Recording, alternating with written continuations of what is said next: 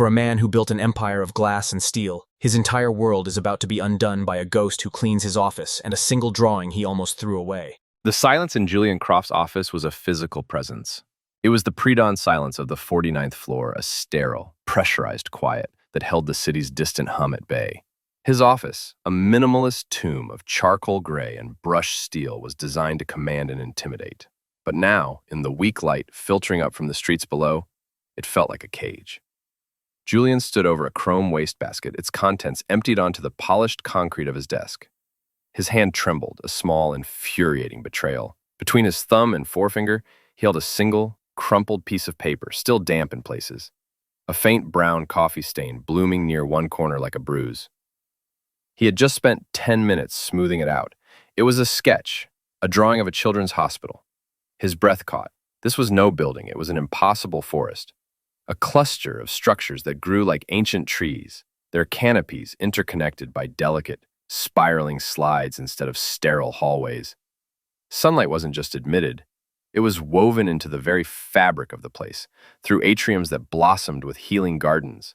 The walls seemed porous, sketched with a lightness that suggested they were made more of light than of brick. It was whimsical, impossibly clever, and so deeply, achingly empathetic that it felt like an accusation. A low-grade nausea rolled through him. On the far side of his desk, the blueprints for the new Viridia City Library lay under a paperweight, a testament to 3 months of agonizing work. They were technically perfect, monumentally impressive, and utterly dead. He saw them now for what they were, a spreadsheet rendered in steel and glass. This crumpled, discarded drawing was the soul he had been trying to manufacture, the humanity he had tried to fake. A physical shock, cold and sharp, jolted through him. It was the terror of the devout seeing a true miracle and realizing their own faith was hollow. His gaze fell to the bottom corner of the page. 2 small, smudged initials, E.V. The letters meant nothing. He looked at the bin from which he'd plucked the drawing. On its side was a small, unassuming sticker, Viridian Commercial Cleaning, the name of the night service. The connection clicked into place not as a thought, but as a physical blow, winding him. He was Julian Croft, a titan, a man who shaped skylines with the force of his will. And he was being utterly, hopelessly undone by a drawing he had almost sent to an incinerator. The 7 a.m. light that filtered into Elara Vance's apartment was the color of weak tea. It was a light softened by the brick dust and perpetual dampness of Viridia's old town, a world away from the harsh, clinical glare of the glass towers downtown. Her morning was a quiet ballet of care, each movement practiced and precise. First, the air quality monitor, its low, anxious hum, a constant counterpoint to her brother's breathing. Then, the nebulizer, which she held to Leo's small face as he watched cartoons, his 10-year-old frame seeming to shrink with every shallow inhale. "Today," Leo rasped, his voice thin, "the bad guys have a freeze ray." "Good thing you've got a blanket fortress," Elara murmured, her eyes scanning the menacing stack of red-bordered envelopes on their small kitchen table. The weight of his illness, of their precarious life, was a physical pressure in the room. Once Leo was settled, his breathing steadied into a fragile rhythm, Elara slid a large, worn portfolio case from under her bed. This was her secret world. Opening it was like opening a lung.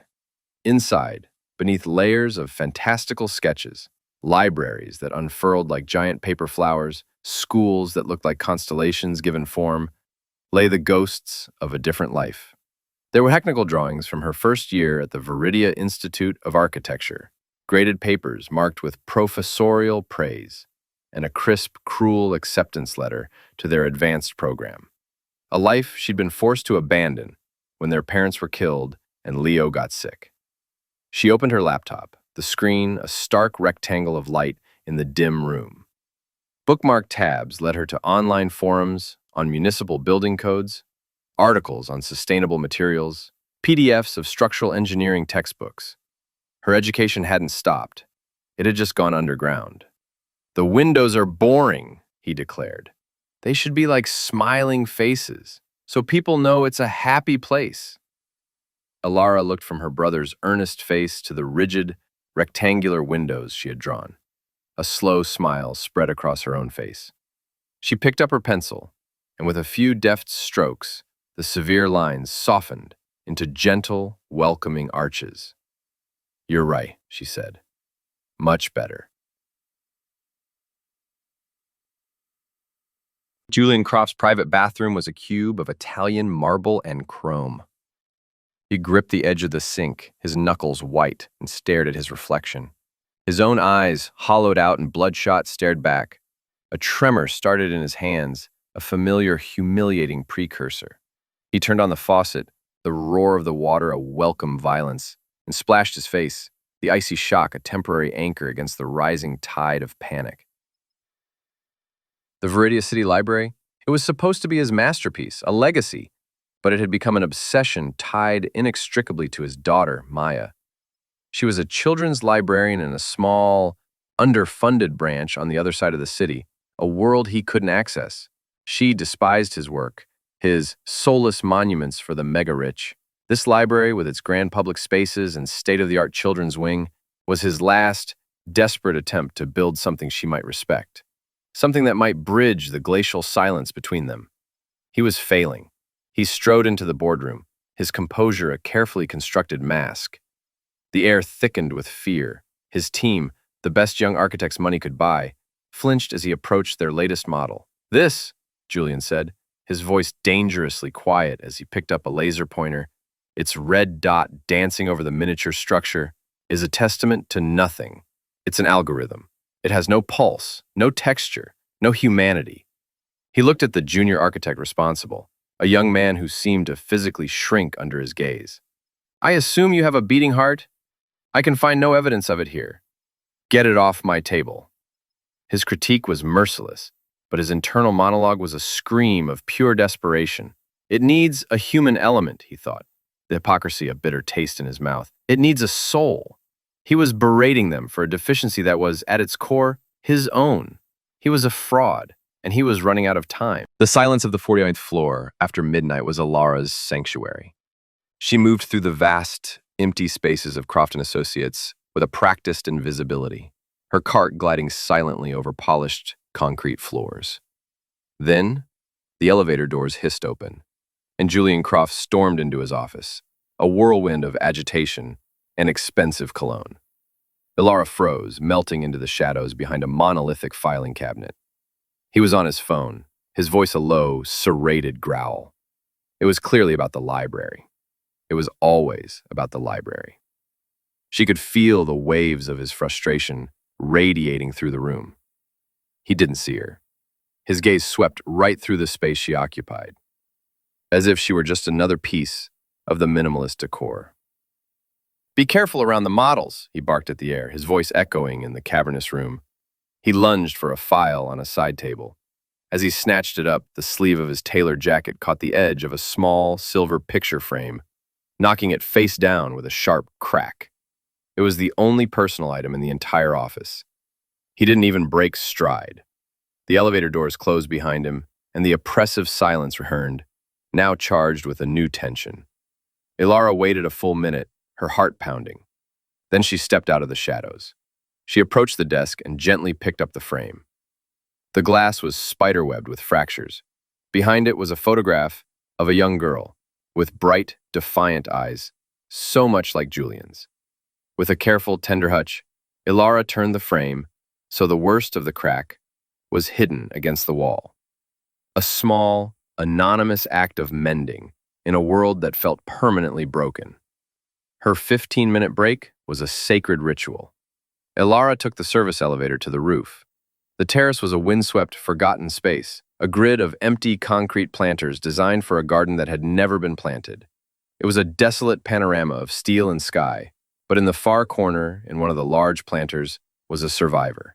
A single, struggling sapling, no taller than her knee. Its leaves were yellow and brittle, its thin trunk listing to one side. It was a stark, lonely image of forgotten life, an afterthought in a world of grand designs. A deep, immediate kinship resonated within her. It looked the way she felt. Without thinking, she unscrewed the cap of her water bottle. She knelt on the cold concrete and poured the last of her water into the dry, cracked soil around the sapling's base. The parched earth drank it down instantly. She stayed there for a moment, her fingers tracing the outline of a leaf. This would be her secret. A small, quiet act of rebellion. A promise that even here, in this sterile, high-altitude desert, something might still be coaxed to grow. Sleep had become a foreign country to Julian Croft, a place from which he'd been exiled. The pre-dawn hours, once his most productive, were now a torment.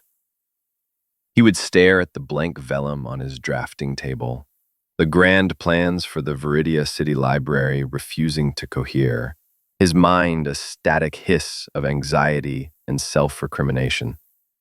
It was in these dead hours, haunted by his own creative impotence, that he discovered a new private television channel, the security monitors. At first, it was a distraction, a way to watch the city breathe while his own lungs felt tight. Then, his focus narrowed. He began to track the movements of the night cleaner, Elara Vance. He knew her name from the employee logs he'd idly pulled up one night. She was a ghost who materialized after his staff had gone, a silent cog in the machine that kept his empire pristine. But watching her was different from not seeing her. Through the grainy black and white lens, she was no longer invisible. He saw an intensity in her work that was unnerving. She didn't just wipe surfaces, she studied them. He watched her one night as she paused before the main library model, her head cocked. She traced the lines of its severe, imposing facade in the air with her finger, her expression a complex mixture of critique and concentration. It was the look of a professional appraising another's work. The thought was so absurd he dismissed it immediately, yet it lingered. His observations became a ritual, a nightly study. He watched her take her 15-minute break, not in the sterile staff room, but on the windswept rooftop. He zoomed the camera in on her small figure, watching as she knelt by the pathetic, lonely sapling he'd forgotten was even there. He saw her talk to it, her voice inaudible, her posture one of gentle communion. The plant, he noted with a detached curiosity, was looking healthier, greener. There was life on his roof. He hadn't put it there. Then there was the sketching. During her breaks after tending to her tree, she would pull a small, worn notepad from her bag and draw with a furious, desperate energy. He saw the way her pencil moved, not with the idle strokes of a doodler, but with the focused precision of a creator. What was she writing? A letter? A diary? The intensity of her private world, lived out in the margins of his own, began to fascinate him. It was a quiet, stubborn vitality that stood in stark contrast to the echoing emptiness of his own existence. His interest shifted from a passing annoyance to a grudging, obsessive curiosity. He was a man who designed buildings of concrete and steel, and he found himself captivated by this woman who seemed to find life in the cracks. Julian's frustration mounted in direct proportion to his sleepless nights. His process became a cycle of frantic creation followed by violent rejection. He would sketch for hours, filling pages with cold, geometric forms, each one a dead end. Then, in a fit of self-loathing, he would rip the pages from his notebook, crumple them into tight, angry fists, and hurl them into his chrome wastebasket. The bin became a monument to his failure. Each night, Elara would empty it. She was the silent witness to his creative unraveling, collecting the remnants of his nightly battles. She never looked at the crumpled drawings. It wasn't her place. They were just trash, the elegant refuse of a world she served but did not inhabit. One evening, the near-silent routine was broken. Elara was consolidating the trash from Julian's office into the larger bin on her cart. Her personal bag, a worn canvas tote overstuffed with her notepad, a textbook, and a container of leftover soup for her lunch, was perched precariously on the edge. As she lifted the heavy wastebasket, she heard the stern, approaching footsteps of her supervisor. a man who patrolled the halls looking for infractions. Startled, she moved too quickly. The cart wobbled. Her tote bag tipped. Its contents spilled onto the floor. A tube of hand cream, her keys, a half-eaten apple, and a small cascade of folded papers. Her sketches. Panic, cold and sharp, seized her. "Vance! Everything in order?" Her supervisor's voice boomed from the hallway. Hurriedly, "Yes, Mr. Henderson. Fine," she called back, her heart hammering against her ribs. Her hands flew, scrambling to gather her scattered life. In her haste, she didn't separate her things from the trash. She shoved everything, her spilled drawings, the crumpled contents of Julian's bin, into the large, opaque disposal bag on her cart. It was a frantic, clumsy movement, driven by the low-grade fear that defined her job. She didn't see the single, folded sheet of her own drawing, a whimsical design for a community shelter, gets swept in with the dozens of Julian's discarded failures. She just wanted to be invisible again. The bag was sealed, her mess was gone, and Mr. Henderson walked past her station with a grunt of approval. It was a Tuesday night, or perhaps a Wednesday. The days had begun to blur. Julian was in his panopticon, observing. He saw Elara in the small break room, her back to the camera, talking on her phone. He couldn't hear the words, but he didn't need to. He saw her posture, the way her shoulders, which she always held so straight, suddenly slumped. He watched her free hand clench into a fist at her side, then press hard against her mouth as if to stifle a cry. She was receiving bad news, devastating news. Her entire body communicated it with a raw, unshielded clarity that pierced through the grainy monitor. When she hung up, she remained motionless for a full minute, her head bowed. He saw her body shudder with a single, silent sob. Then, she straightened up, squared her shoulders, and walked out of the room to continue her shift. The resilience was almost more shocking than the despair. The image of her quiet devastation lodged itself in Julian's mind. It was a puzzle he felt a compulsive need to solve. This was no longer a passive observation. It had become an experiment. The next morning, he had his assistant, a man paid handsomely for his discretion, make a few quiet inquiries. The report came back before noon, delivered in a crisp, emotionless memo. Subject, Elara Vance. Dependent, Leo Vance, brother, age 10. Diagnosis, cystic fibrosis, advanced. Status, insurance claim for new experimental drug therapy denied. Appeal rejected. Julian read the memo twice.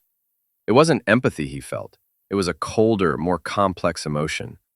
It was the feeling of a god looking down at a board game, seeing a piece about to be unfairly swept away and possessing the power to place it back. It was a detached, clinical impulse, an exercise of power, a strategic intervention to see how it would affect his subject.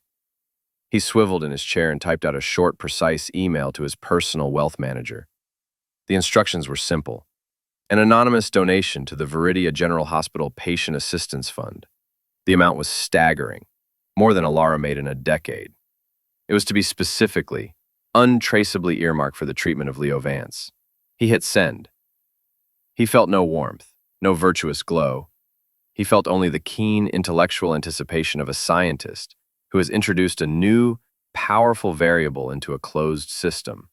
He wanted to see what would happen next. The call came the next afternoon, a number Elara didn't recognize from Viridia General Hospital's billing department.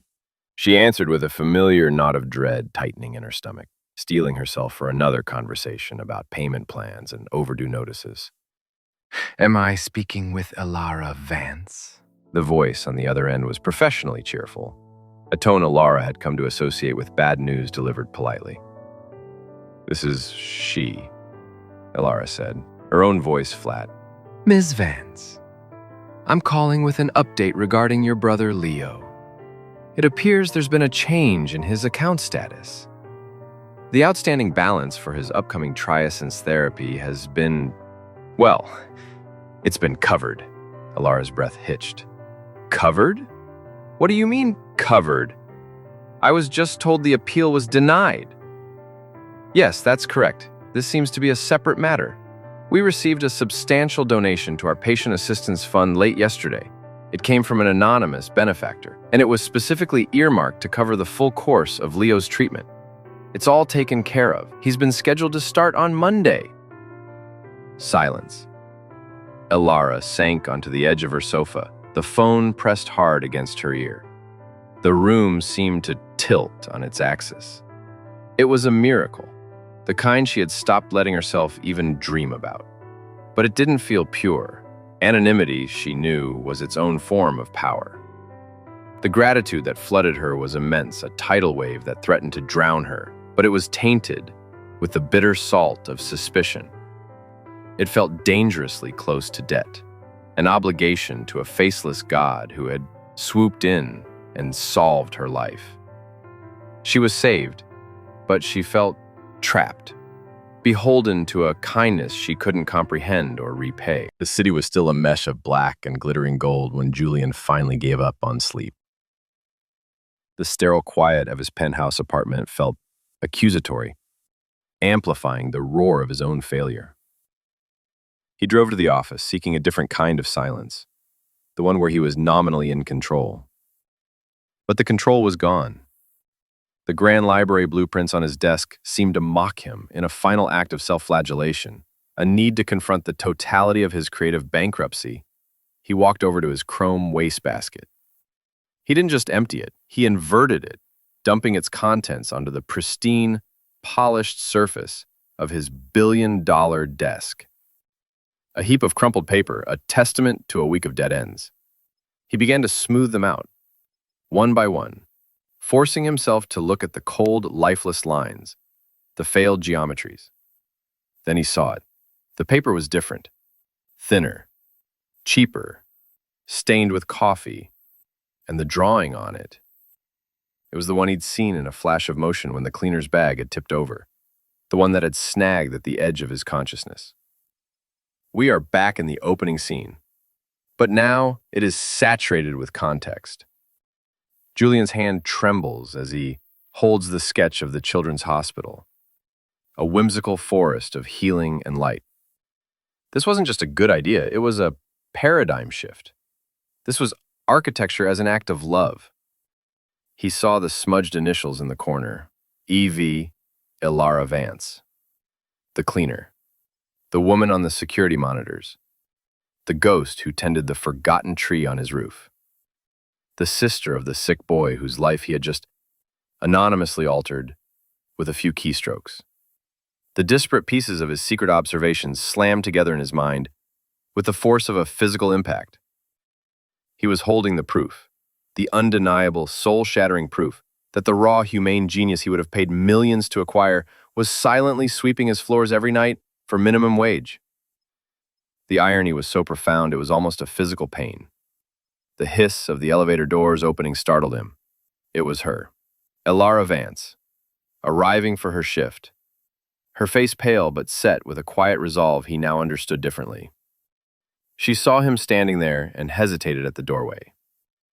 He gestured for her to come in, his own movements feeling stiff, alien. The air in the room was thick.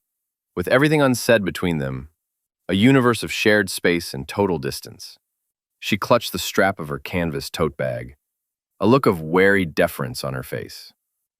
He held up the crumpled drawing, the sacred, discarded proof. His voice, when it finally came, was a rough, unrecognizable whisper. "Is this yours?" Julian's voice, when it finally broke the supercharged silence, was a quiet, hoarse thing, stripped of all its usual authority. He didn't just offer help. He confessed, the words torn from a place of profound brokenness. "I'm failing," he said, his gaze fixed on the crumpled drawing in his hand, unable to meet her eyes.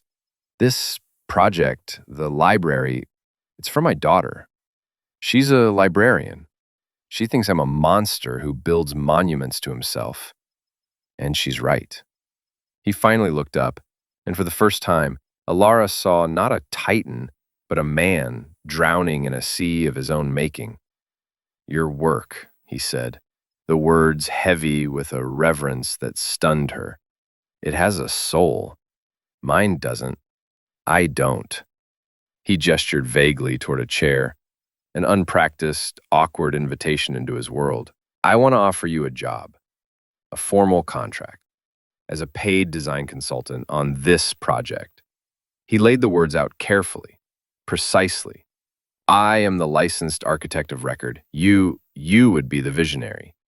This isn't charity, he added, seeing the immediate fierce pride flare in her eyes. This is desperation. Elara's entire life had been a defense against this exact moment. The rich man's pity, the handout, her flaw, a pride as brittle and sharp as glass, rose up to protect her.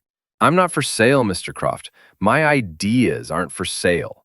And then the question that had been burning in her since the phone call from the hospital. And anonymous benefactors. That's you, isn't it? Leo's treatment? He didn't deny it. He simply nodded, accepting the judgment in her tone. I'm not trying to buy you, Ms. Vance. I'm trying to hire you. He took a step closer, his hands open in a gesture of surrender. I can teach you how to navigate this world, the clients, the politics, the budgets, how to make these beautiful things you dream of actually stand up. And you, he said, his voice dropping, you can teach me how to be an architect again. The proposition hung in the air between them, shocking in its honesty. It wasn't an offer of salvation, but of exchange. A bridge built not of pity, but of a stunning mutual admission of lack. She saw the truth of it in his exhausted eyes. He needed her more than she needed him. For the first time in her adult life, Elara felt the tectonic plates of power shift under her feet. Their new world was a minefield of friction. The first few weeks were a clumsy, often painful dance of two colliding worlds. Julian, in moments of stress, would revert to the Titan, his ingrained impatience flaring. During one late-night session poring over contracts, he began explaining liability clauses to her with a condescending, pedantic slowness, as if speaking to a child. The indemnity section is crucial, you see. Elara felt the familiar sting of being underestimated. She calmly closed the binder. Quietly, firmly, I see, she said, her voice quiet but firm. I also see from the Institute's online archives that your firm was sued in 2018 for that exact clause. The precedent is Croft versus City of Northgate. I did my reading.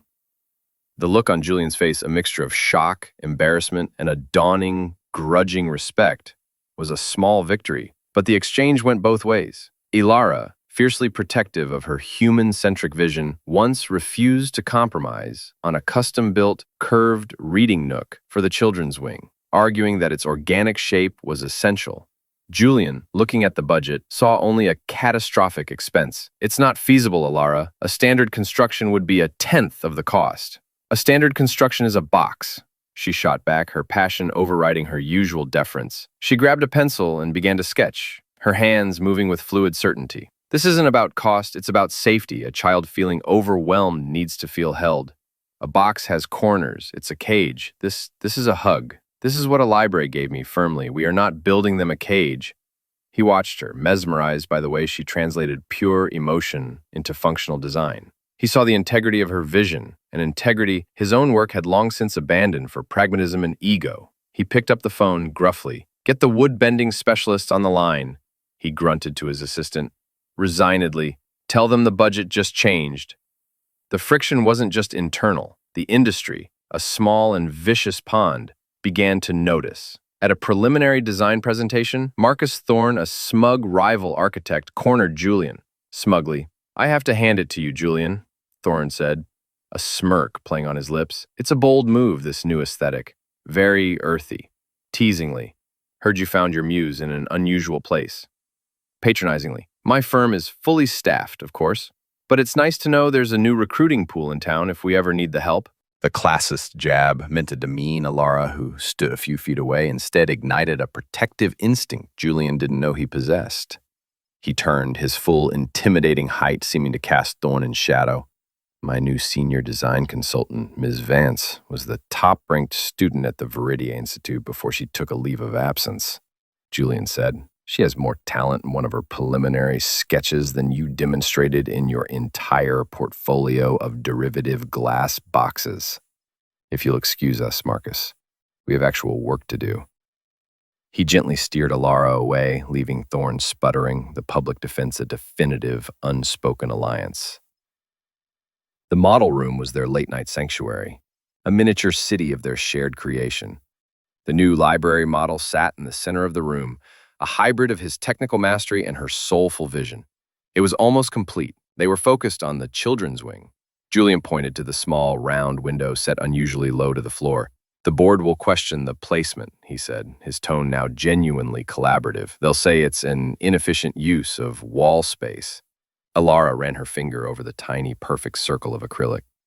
After my parents died, she said, her voice simple and factual, devoid of any plea for sympathy.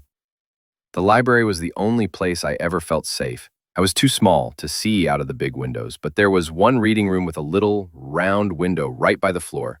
I could press my face against the glass and watch the garden without the rest of the world having to see me. It was my space. She looked at him. Every scared kid deserves a space like that. It was in that instant, the quiet, unadorned offering of her own past as a design note, that Julian's transformation completed its final shattering turn. His epiphany deepened from an intellectual appreciation of her talent into a profound, soul-crushing understanding of its source. Her genius wasn't a magical gift. It was a pearl formed around a grain of pain. It was forged in loss and responsibility, in the quiet observation of a world that had consistently overlooked her. He saw, with a clarity that felt like a physical blow, that his immense privilege, his wealth, his status, everything he had mistaken for strength, had been a shield, insulating him from the very human experiences that create meaningful art. His awakening was no longer just about her. It was about the world he had built and championed, a world designed to celebrate the loudest voices and the tallest towers, a system that rendered the quiet, the poor, the Elara Vances utterly invisible. He wasn't just a man who had lost his way, he was a gatekeeper of a corrupt kingdom. He stumbled back a step, leaning against a workbench, the force of the realization stealing the air from his lungs. Tears, hot, unfamiliar, and utterly humiliating, welled in his eyes. He looked at her, truly seeing her for the first time, not as a cleaner or a consultant or a secret genius, but as a survivor whose art was infinitely more honest than his own. All these years, he whispered, the words a raw, broken confession, mostly to himself. I thought the goal was to be seen, to be acclaimed. He shook his head, a gesture of profound negation. But the real work, the important work, it happens when no one is watching. It was a complete and total surrender of his ego. The Titan had not just crumbled, he had ceased to exist. The press conference for the Viridia City Library was held in a room buzzing with the flash of cameras and the low hum of media speculation. Julian Croft, a man who had commanded such rooms for decades, stood at the podium. But it was a different man who spoke. They had won. But when he announced it, his voice lacked its customary triumphant boom. Instead, it was measured, thoughtful. After the applause died down, he did something no one expected. This design, he began, is not mine alone. Its heart, its soul, its most vital and humane ideas belong entirely to my partner and the lead designer on this project, Ms. Elara Vance. He turned and gestured to Elara, who stood nervously at the edge of the stage. A ripple of confusion and surprise went through the crowd as she hesitantly stepped forward. Before the reporters could launch their volley of questions, Julian held up a hand. Furthermore, the success of this project marks a new direction for my firm. The profits from this contract will be used to establish a new independent wing, the Vance Initiative. It will be dedicated to pursuing humanitarian architecture and, more importantly, to creating fully funded pathways for underrepresented talent in a field that has for too long been a closed circle. He looked directly at Elara, a public acknowledgement of a systemic wrong. There is too much genius being left in the shadows. Later that evening, after the noise had faded, his phone buzzed. It was a number he hadn't seen in over a year, a short, simple text from his daughter Maya. I saw the news. The library looks beautiful, Dad. For the first time in years, Julian felt the foundations of a bridge he thought had long since crumbled. But the resolution was not a fairy tale. Victory was not a finish line, but the start of a new, more complicated negotiation with the world and with themselves. Months later, we see Elara not in a corner office in a brightly lit university classroom, a textbook on structural engineering open before her. She is surrounded by students half her age, tired from a full day at the firm, but her face is set with a quiet determination as she works toward her official license, one night class at a time. We see Julian walking through the open plan office of his firm, a space he designed but never truly inhabited. He stops by the desk of a junior architect, attempting a conversation about the young man's weekend. The exchange is awkward, stilted. Julian is a man learning a foreign language, the language of casual human connection, and he is far from fluent. He is unlearning a lifetime of emotional distance, one clumsy, well-intentioned interaction at a time. Their partnership, like their individual growth, remained a work in progress. The sun was setting over Viridia, bleeding orange and violet across the skyline. On the rooftop terrace, Julian and Elara stood together in a comfortable, earned silence. Between them, the sapling they had both nurtured was no longer a struggling twig. It was a small, healthy tree, its leaves rustling in the evening breeze, its branches reaching confidently for the sky. It was a quiet testament to nurtured potential, a living thing in a world of concrete. Julian looked from the tree to Elara, her face softened by the twilight. He offered a small, genuine smile, not of triumph or possession, but of a profound, quiet gratitude that went deeper than words. She saw it, understood it, and returned it with a gentle warmth of her own. The camera holds on the tree a symbol of resilient, growing hope, standing steadfast against the vast, complex skyline of a city they were now together trying to reshape. Their future, as partners, as friends, as something more, was not a foregone conclusion. It was not a resolution. It was a possibility.